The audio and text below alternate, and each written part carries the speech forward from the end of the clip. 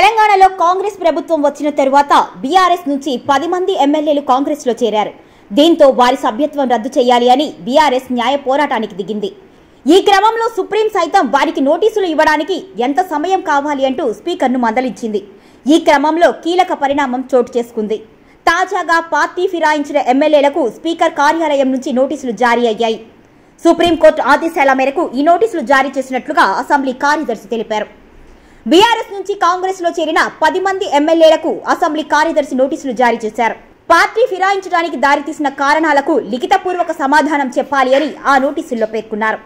కాగా పార్టీ మారిన ఎమ్మెల్యేలపై అనర్హత వేటు వేయాలి అని బీఆర్ఎస్ గత కొంతకాలంగా పోరాడుతోంది. సుప్రీంకోర్టు తలుపులు కూడా తట్టింది.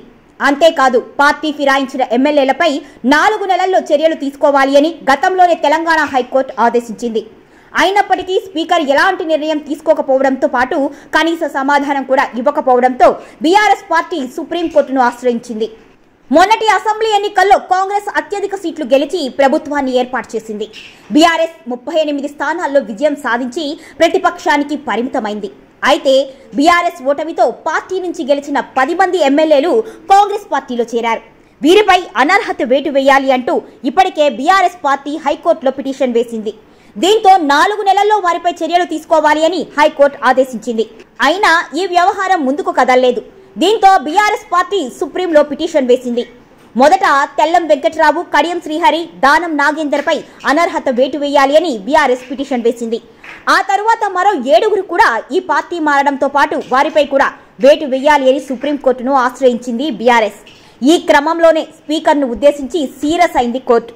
చర్యలు తీసుకోవడానికి ఎంతకాలం పడుతుంది అని ప్రశ్నించింది. మొదటి 3 పాటు మరో 7 అనర్హతపై ఒకేసారి విచారిస్తాము అంటూ సుప్రీంకోర్టు తెలపడంతో పాటు కేసును ఈ నెల 10వ తేదీకి వాయిదా వేసింది.